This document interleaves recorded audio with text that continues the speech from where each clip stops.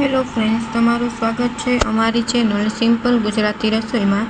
તો આજે આપણે બનાવવાનો છે મમરાનો ચટપટો ચેવડો। જો એકવાર આ ચેવડો બનાવશો ને તો વારંવાર તમે આ જ ચેવડો બનાવશો। બજારનો ચેવડો લેતા તમે ભૂલી જશો, કેટલો સરસ ટેસ્ટમાં બનીને તૈયાર થાય છે। આ ચેવડામાં મસાલા કરવાની જ ખૂબી હોય છે। જો તમારો મસાલો સરસ ચટપટો બને છે ને તો તમારો ચેવડો પણ સરસ ચટપટો બનીને તૈયાર થાય છે। તો ચાલો બનાવવાનું શરૂ કરીએ। તો મમરાનો ચેવડો બનાવવા માટે અહીં મેં એક કોથળી મમરા લઈ લીધા છે અને તેને સારી રીતના આગની મદદથી ચારીને તૈયાર કરી લીધા છે, જેથી નીચે કોઈ પણ પ્રકારનો કચરો હોય તે નીકળી જાય। હવે આપણે તેલ છે તે ગરમ થઈ ગયું છે। હવે આપણે બધા જ પૌવા અને જે ભૂંગળીઓ આવે છે તે તળી લેશું। સૌથી પહેલાં અહીં તેલ ગરમ થઈ ગયું છે, તો સૌથી પહેલાં અહીં મેં મકાઈના પૌવા છે તે તળી લીધા છે। તમને જે પ્રમાણે મકાઈના પૌવા પસંદ હોય તે પ્રમાણે તમે વધઘટ કરી શકો છો। તો અહીં સૌથી પહેલાં મેં મકાઈના પૌવા તળી લીધા છે।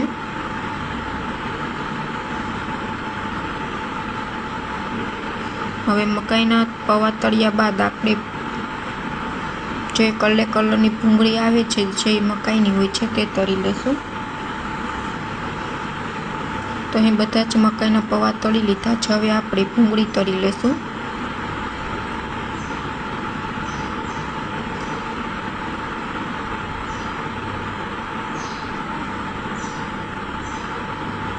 તો અહીં મેં ભૂંગળી છે તે બધી તળીને તૈયાર કરી લીધી છે।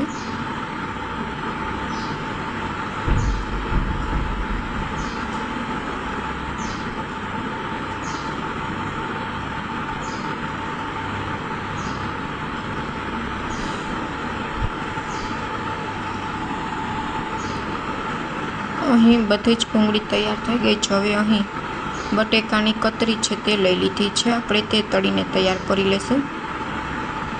સૌથી પહેલાં જે પૌવા અને ભૂંગળી તળી લીધી હતી તે આપણે મમરામાં એડ કરી દઈશું। અહીં મેં બટેકાની કતરી લીધી છે તે આપણે તળીને એડ કરી દઈશું। જો તમારે બટેકાની કતરી એડ ન કરવી તો તમે સ્કીપ પણ કરી શકો છો, પણ કતરી છે તે સ્પેશિયલ ચેવડા માટે જ આપણે બનાવતા હોય છે, જે આપણે આખું વર્ષ સ્ટોર કરીને રાખતા હોઈએ છીએ, તે કતરી આપણે ચેવડામાં એડ કરતા હોઈએ છીએ। તો અહીં મેં કતરી છે તે પણ બટેકાની તળીને તૈયાર કરી લીધી છે।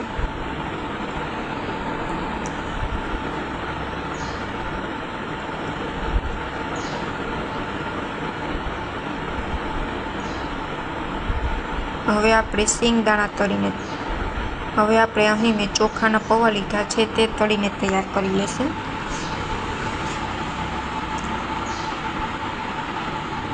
અમે તો અમારી ઘરે આવી રીતના ચેવડો બનાવીએ છીએ। તમે કઈ રીતના ચેવડો બનાવો છો તે જરૂર કમેન્ટ કરીને જણાવજો।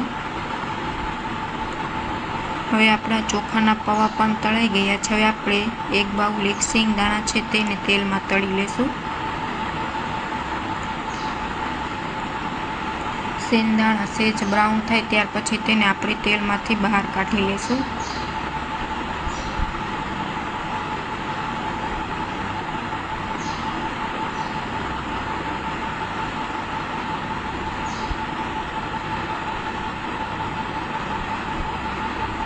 આપણા સિંગદાણા છે તે પણ સારી રીતના તળાઈને તૈયાર થઈ ગયા છે।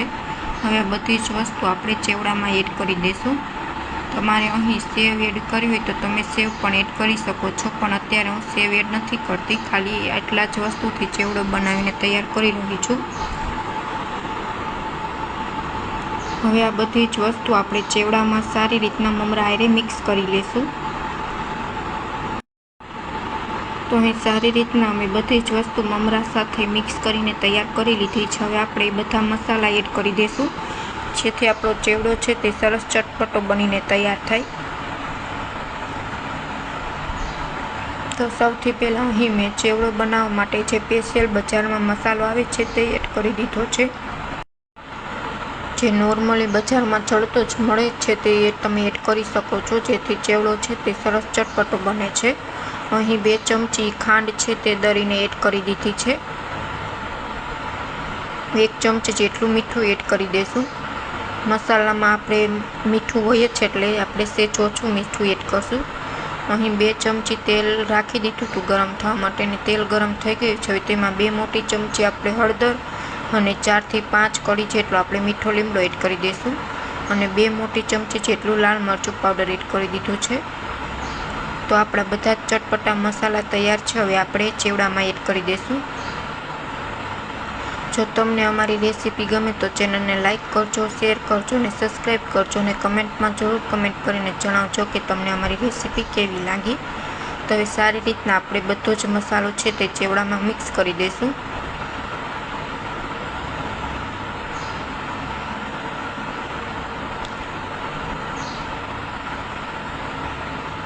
તો ચટપટો ચેવડો છે તે આપણો બનીને તૈયાર છે. Thank you for my watching video.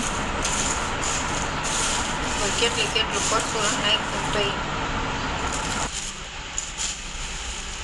એ દેખાણું નહીં.